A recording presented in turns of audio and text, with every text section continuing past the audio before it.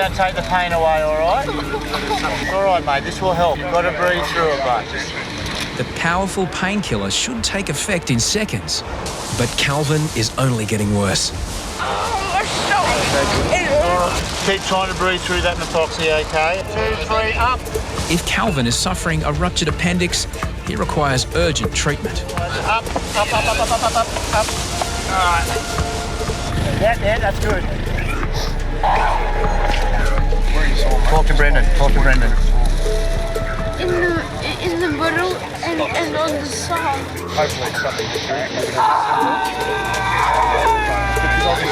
Paramedics must manage Calvin's pain before they move him. He needs more than the green whistle. You ever had morphine before? No, we know he's never had morphine before. No, Calvin's now endured 20 minutes of excruciating pain.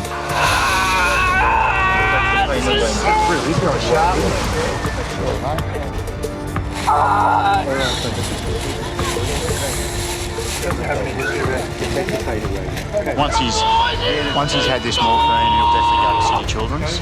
We're just trying to make it as comfortable for him as we can before we move him. By now, the strong opiate should be working. Okay, so if it was 10 before, what's the number now? Righto, that's a 10.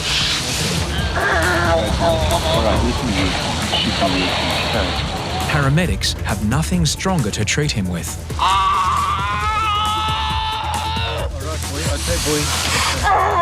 Just relax, mate, all right? My son's a very similar age to that young boy, and I hate seeing kids in pain. It's one of the things that really gets to me. They got him on the morphine, so hopefully everything's going to be okay. A trip to emergency will hopefully reveal the cause of Calvin's pain. Go right up, we gotta get going. A man has been pulled lifeless from dangerous surf. Put it down. I can see no signs of life. Put him down. No pulse, no breathing. There's foam coming out of his mouth. 24. It's pretty intense. Continue. You got to use a lot of your strength. And I would have broken 1 or 2 ribs just to get the oxygen pumping around to try to kickstart the brain and the heart. Before this resuscitation, I've had a pretty big day. I've done numerous amounts of rescues across the beach, and so you're quite exhausted already. Go one more set and then I'll go. Yeah. Continue. It's quite hard on the body to press on someone at that size. Continue. It's Noah's turn to step up. It's been nearly 5 years of working down here, and the time's come. Okay, you're gonna have to go over. Yeah. Ready? It's his first resus. The defib puts out a metronome. You just follow that beat for the compression. But the background noise and the adrenaline and the chaos of it all, I just couldn't hear it.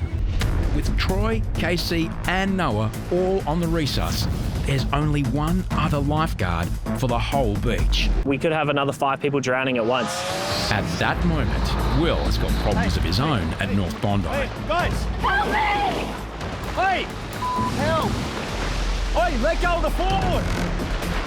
When you're doing compressions on someone, there's electrical currents trying to pump the blood and oxygen through the body. It can be body spasms. It's moving. It can give a false sense that the person is actually conscious and alive. His eyes are moving. He's not conscious. In this case, he was definitely still unconscious. So I just had the song by the Bee Gees, Staying Alive, in my head. Okay, one sec. It's perfectly in time, which is really ironic. Stop. Repeat. Okay, guys, so stand by. Clear. Do not touch the patient. Analyzing heart rhythm. Do not touch the patient. Finally, a sign that their desperate efforts aren't in vain. Analyzing. I could just start seeing a little bit of a rise and fall in his stomach. Are you getting a pulse? Yeah, I've got a pulse. Okay, let's roll in and just roll in for a second. Ready? We've rolled him onto his side into the recovery position, and the whole crowd starts clapping. Fine. Just shows that there is a lot more awareness out in the public. They knew he was conscious. They knew we've got him back to life. Continue.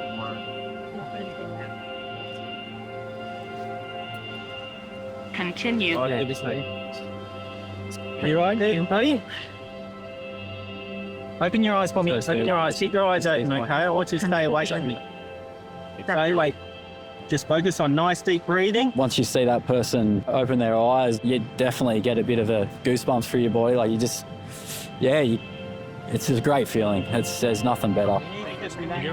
Lifeguards have no time to rest or reflect on what's just unfolded. Get out of the water. Don't swim here. Other lives are still at risk up and down the beach. I just got to reset this beach and make sure no one else is going to drown or something else will happen on the beach. The patient from Sydney is thought to have suffered a medical episode in the surf. He's since made a full recovery. I don't know if there's ever going to be a textbook resus, but I feel like we got pretty close that day. Working in first aid, we learned about the chain of survival, early recognition, so we saw the patient very quickly, early access to advanced medical care, which, we got onto the ambulance straight away, early CPR and early defibs. As the chain of survival goes, it was pretty good. I'm really happy that my first resus was a positive outcome. What are you? You okay? Yeah. Since once you get in the car, it's hard to think. That's why I let go. Everyone back in position. You reset the kits and make sure you're going again, get everyone back in place, and you move on. Keep moving forward. You don't take it too far out.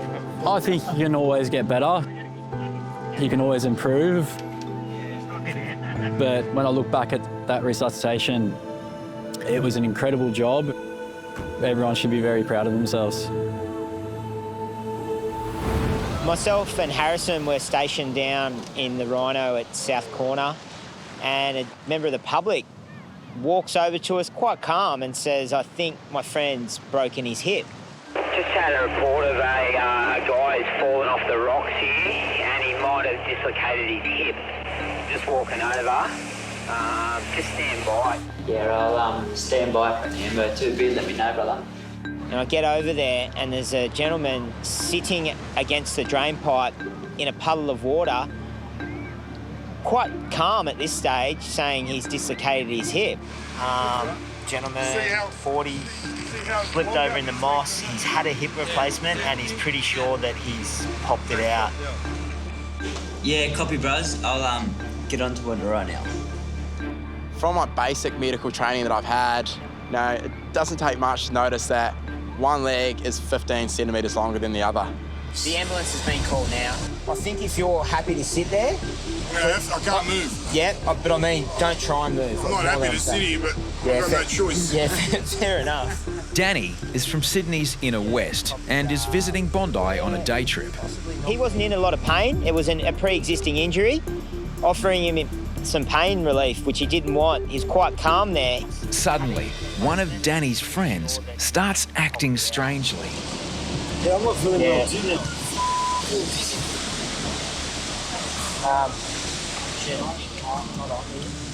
feel like I'm about to faint. Really? Maybe I'm just, really light, I'll tell you what, why don't you just sit up in the shade, just lie down and put your feet above your head sort of thing. Lift your knees up. Just lie down, you'll be right. I look up and his best mate starts having a fit right in front of me. But the thing is, they're not going to move you. His eyes were going to the back of his head. He had scissor fingers going, and then he just looked like he stopped breathing. Can we get the defib? I need some help down here. Harrison rubs the man's sternum with his knuckle, a technique which usually gets an immediate response.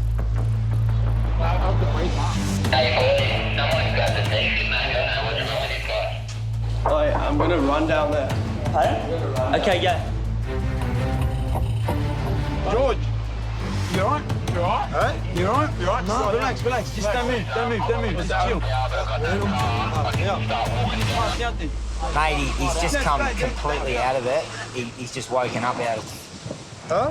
Hey, Pow, do us a favour. Lie on your back with your head lower than your legs. Get off the grass and on the concrete for me. Don't stand up. Just help him down.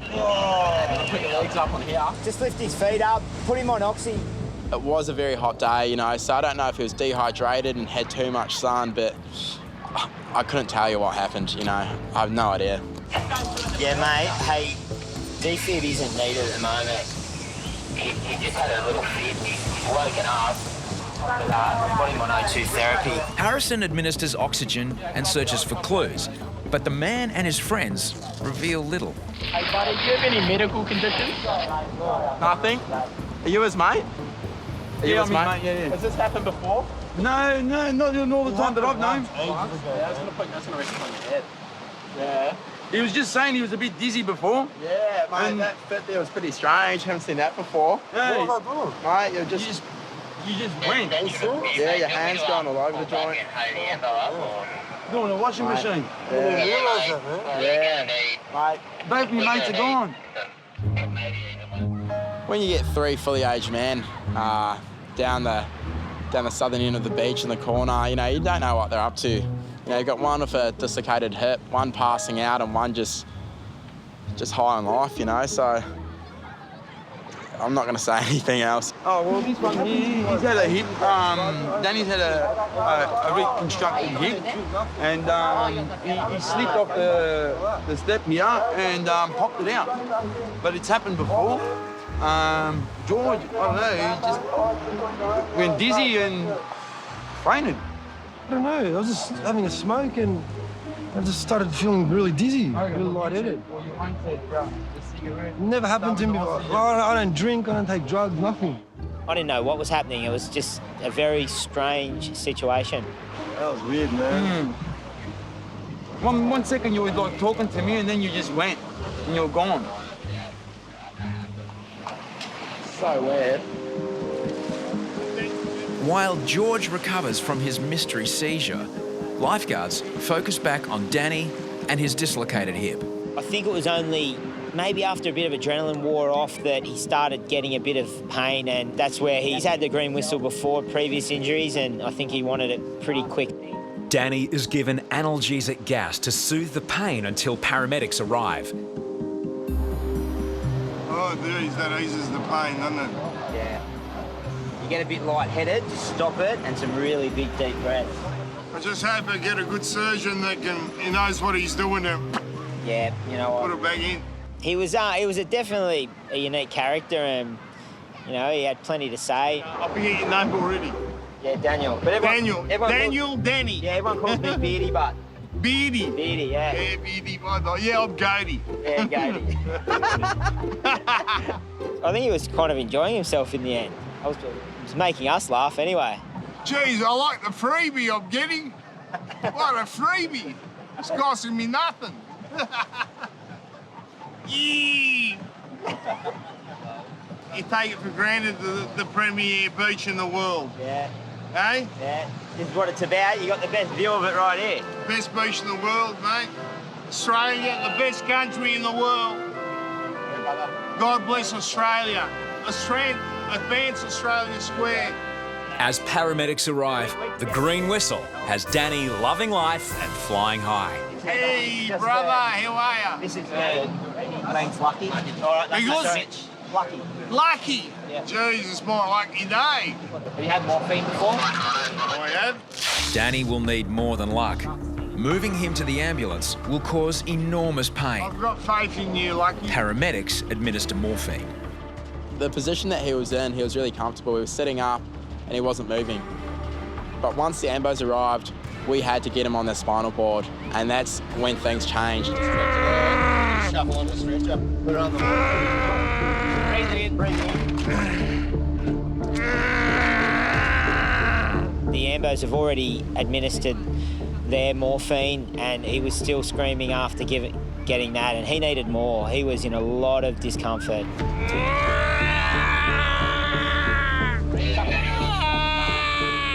It's the angle. It's the angle where my heel is. Yeah, what do you like it up further? I'm going to go a bit further up.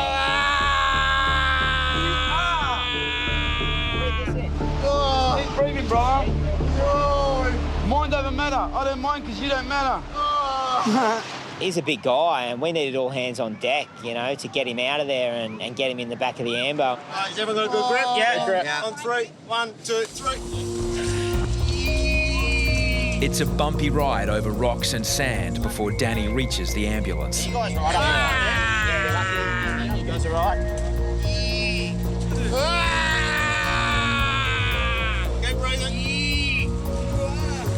You know, he's a bit of a knock-around character, and yeah, I really hope it all turns out well for him and they get that hip in.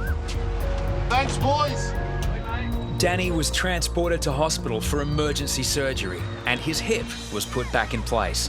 Max, where's my wallet? I'm getting it for you, relax. How long does it take to get my wallet?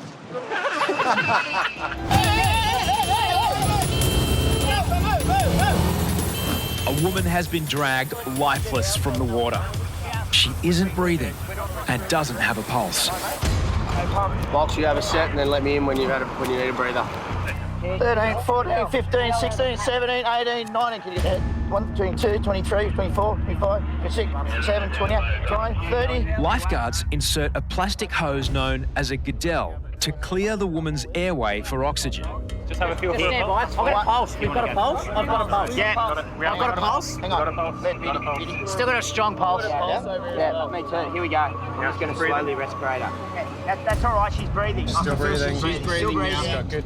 We've got the defib on. 1 minute. Okay. Do we have a history of what happened here? Anyone? I ran here. I saw it. On the sand or out of the water? She was in the water. In the water. She was in the water. Okay. You know what? Do we know how it happened or? No. All right.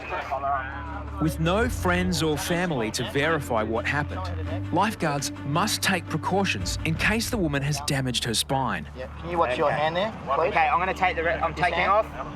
Got it? Someone hit a neck. That's it. Dino tries to locate paramedics whose vehicles are parked next to the tower. Yeah, our info guys are there. There's a truck here, but we can't see the paramedics. Norm should be on the beach somewhere. I can see his ambo car. Got him here, Dino. Good work, Matty. Paramedic Norm Spalding helps train the lifeguards and is regarded as one of the best in the business. Okay, boys. Let the dog see the rabbit. What have we got? Is she conscious or unconscious? Unconscious at the minute. She's breathing up on her own? Yeah, she's breathing out on her own. Good boys, well done. Good work, good work. If the woman has suffered a spinal injury, it's vital she is kept immobilised. Can you open your eyes for me? But then, she vomits. Over on her side. Head 3, 2, 1. Can you get me a glove, someone? Yeah, we're... Airways always takes priority for us because she'd swallowed so much water, we knew it was going to come back out. Well, you certainly stimulated the airway. That's great. While she's over on the side, bring your board over and lay it along her back. As lifeguards stabilise the woman on the spinal board, she regains consciousness. On your call, whip it. Ready? On the happy to roll? 3, 2, 1. Let's roll. Nice and stable. Just relax. Just relax for us. Just relax. When you've got a lady like that, unconscious and not responding, one of us who's not sort of hands-on is looking for family, looking for friends. Everything sort of changed when we found out she was actually down here with her son. A member of the public identifies a boy looking for his mother. The kid over there, in the green shorts, he's got Down syndrome. He doesn't know that it's his mom there. Bondi Central, I've got the ladies and the son's clothing. He actually had Down syndrome and he had no idea what was going on or where his mum was. It's really hard because if he sees his mother laying on the ground with a defib strapped to her, it's not something that anyone would want to see. Yeah, you're right. No answer. The ambulance is coming and you'll go for a ride in the ambulance, okay? With your mum. Let's get some hands on. Whoever's on the head, stay on the head. You do nothing else, you're doing the head. On the count of 3, 3, lift. Up. You just stay nice and still for us. Okay, guys, I've got the head. I'm going to take control of it.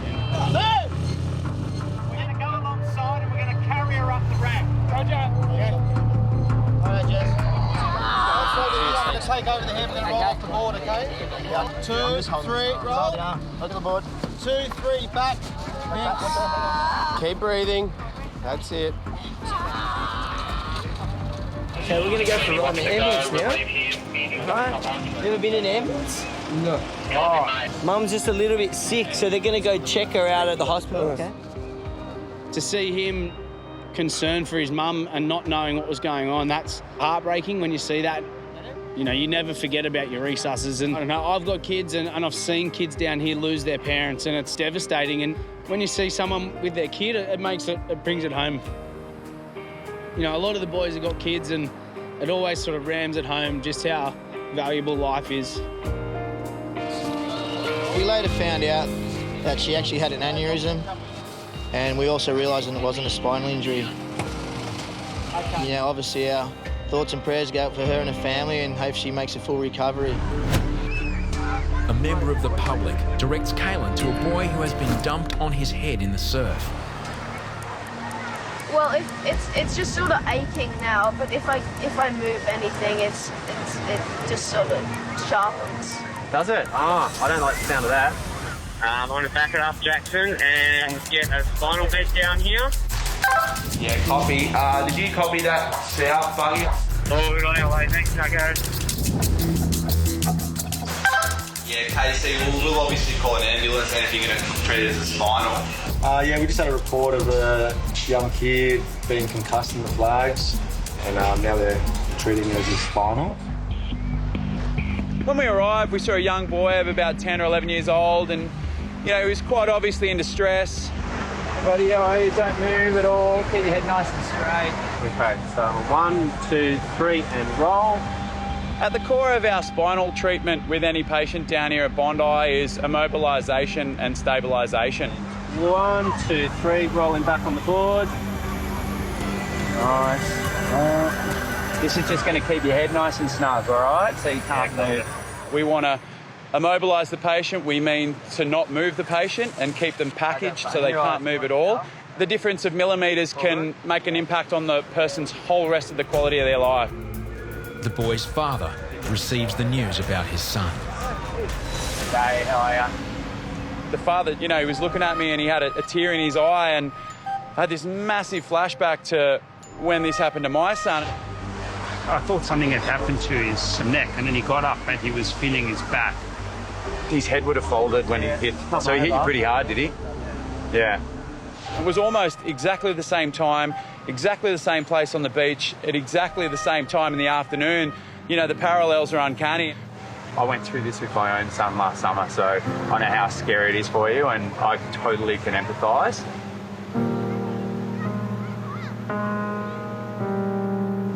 All right.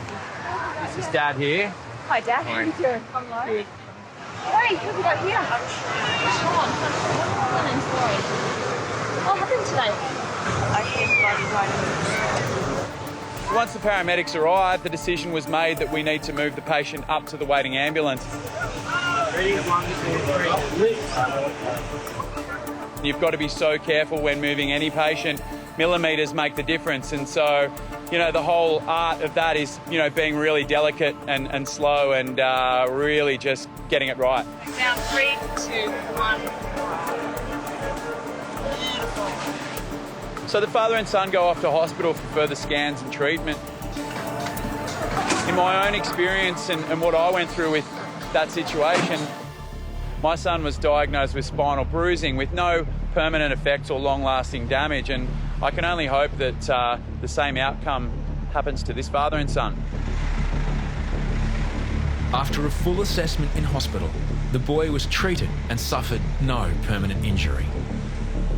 On a blisteringly hot day, a woman has just collapsed in the shadow of the Lifeguard tower. You can only be really gentle for so long. If left untreated, on a severe case like this woman, she could die from dehydration, respiratory problems, cardiac arrest, organ failure. The heat, it cooks you from the inside. Yeah. When I first saw her, I thought it was pretty bad. You see me? Her face was just covered in sand. You know where you are? You know where you are? Wake up. Wake up. Have you been drinking alcohol? She presented as an intoxicated patient. Also, I thought substance use. She was just so out of it. Can you help me out here? You gonna get up? How'd it go? Back, lads. I've got a bit of sand on you. You'll be all right. Come with me. It's all right. I'll bring them up for you. Just come. Hey. I kept trying to wake her up and she'd come to and then she'd drop out again, come to, drop out again. Hey, you're exhausted. She was like passing out, like super incoherent, and there was no function in her limbs. I need you to get up for me. But then as I was inspecting the situation, she didn't smell of alcohol at all. Hey, It's super important in this job not to jump to conclusions. If you jump to conclusions and you give the wrong diagnosis, you could treat them the wrong way and it could make things worse. Is there anyone that we can call? Well, sorry. You're not fine. Just come over here. I'll assume that she's probably been on the drink and you're playing to and fro the whole time. No, hey, just don't worry about your stuff. It's all safe. But she didn't smell of alcohol. Will dispenses with any bedside manner. Hey, look at me. I need you to open your eyes and focus. Wake up. Don't follow my hand, follow this finger. You can only be really gentle for so long. You kind of just have to put your foot down because you've got to work out what is the problem. Where do you live? Hey, I need you to start paying attention. I know it's hard. Stay focused on me, look at me. Do you have any medical conditions? No? How did you get here? I walked from Gucci. Okay, you walked from Coogee. Coogee is 6 kilometres south of Bondi. She said, I walked from Coogee, and I'm like, okay, it's stinking hot. That terrain sucks. She's probably not used to it. She's carrying a backpack, camera and everything. So I ruled out alcohol and just went straight to heat stroke. How much water have you had to drink? You exhausted? No. And she had like a 1.5 litre bottle of water. It was almost full. And I was like, okay, you've walked from Coogee to here on this day. That's nowhere near enough. So straight away, I was like, severe heat stroke. Get an ambo down for her. Gotcha. Yeah, please, thank you. Hey? It was a bloody hot day, like really, really hot. Need you to try and drink some water. Heat stroke, it's too much time in the sun, not enough water. You need to get fluids into you, electrolytes, and you need to get cool. I'm gonna take you upstairs where it's aircon, it's nice and cool. Give me your hands, Use your legs. If left untreated, in a severe case like this woman, she could die from dehydration, respiratory problems, cardiac arrest, organ failure. The heat, it cooks you from the inside. Yep.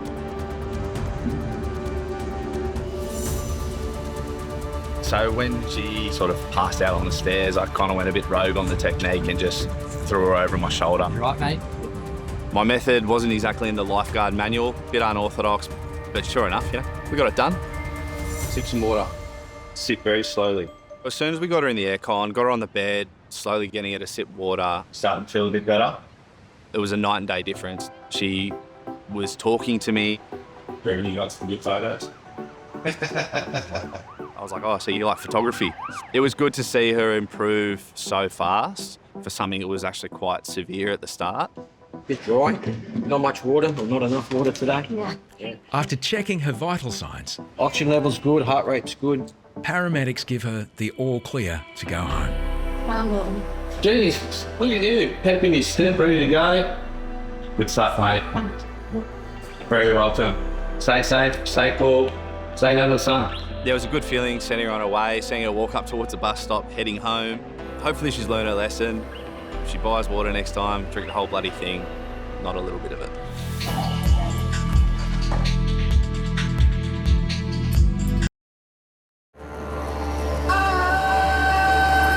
11 a.m, a girl found unconscious on a bench. Stay awake for us, Tori, open your eyes. She's shaky. Are you cold? Yeah, she's starting to get good. I want to check that woman's nothing this morning. That oxygen's going to help her too. She's not going to drink. Yeah, try not to move these ones. Water? Drink some water from the ocean. Tori's nausea makes it impossible to keep fluids down. If she can't be rehydrated, her condition will deteriorate rapidly. That's it. Bring it up. Ambulance coming pretty rapidly. The ambulance is here. Wake up, Tori. Tori, come on. Wake up. That's why we didn't know what was wrong with her at first. We just were like, oh my god. Ambulance is here. Tori, okay, stay awake for us. Corey. Ambulance is just going to check you out, alright? Corey, my name's Daniel. I'm with the ambulance service. And this is my partner, Brandon. Can you hear me? Corey? Tori will be given an intravenous drip to rehydrate her body. It's a really hot day. I guess people are excited to get to the beach. You know, maybe they, forget to have breakfast, or you haven't had anything to eat or drink, and your body just goes, "You're not doing this to me. This is not right," and they collapse. 2 p.m. The temperature hits 41.5 degrees. Bondi is at melting point. With thousands cooling off, lifeguards take to the water, herding swimmers away from the rips. Wait! Wait! You're walking straight back into it. Go!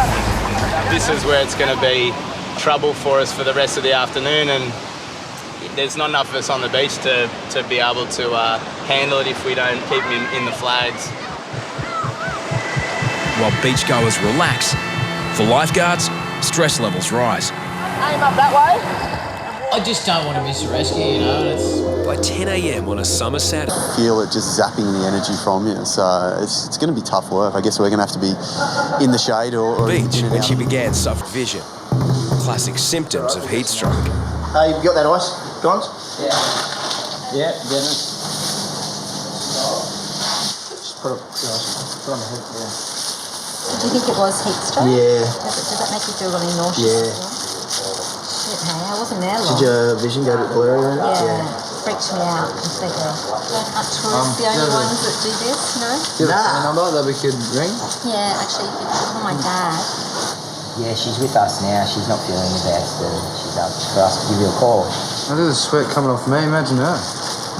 We just went for a swim. Look at you. Poor lady, she's obviously really dehydrated and the heat just got to her. I feel sorry for her. Jaina's mum and dad mount a quick rescue mission. We'll get her She'll be home, right. give her plenty of cold drinks, turn the air conditioning on and the TV. Thank you so much. Jaina's heading back indoors, leaving Mad Dogs and Englishmen to stay out in the midday sun. As the mercury rises, so do the casualties. Been sitting in the sun for a while? Not too long. Can we put this bit of oxygen on? Here you go. By midday, there's been a steady stream of victims and almost as many paramedics.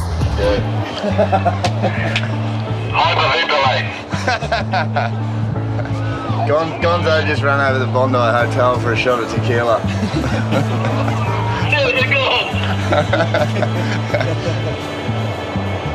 What would you do? 3 minutes? Degrees, and everyone's leaving. It's a mass exodus back to their cars, and there'll be gridlock up Bondi Road, which is perfect. They're all leaving. Toodaloo! Yeah, looks like it's How long do you reckon we've got? Let me have a look. I think the end of the world's in 10 minutes. That's the end of the world. Right, do whatever you can do. It's the end of the world. It's like that movie, The Perfect Storm. Jump in for a quick swim, but hurry up, I would. We got a tip from the Weather Channel that it's the end of the world, mate. You got 3 minutes to live. What would you do? Took her blood pressure, which is very high. It's not good, and this happened to her before apparently. She was just overloaded. She took too much of it. She took her stuff and the kids' stuff, and it was just too much of a load for her. Yeah, you look heaps better. Magic. Yeah, she's doing a lot better. Oxygen's unreal. It's like having a Red Bull. Yeah, they can't leave quick, mate. Now I've got to ring up my husband, tell him come and help me. So much for Nahid's relaxing swim with her daughter and grandchildren. Do 2 at 1. What? I don't like people dropping like 4 hours. Sorry to be such a bloody nuisance. No, you've not been a nuisance at all. As the mercury climbs even higher, so does the toll. Want to have a spew, mate? Heat exhaustion can cause vomiting, headaches and cramps. In severe cases, it can kill. More at risk are children and the elderly. By 1 o'clock, there have been a dozen victims and 4 ambulance calls.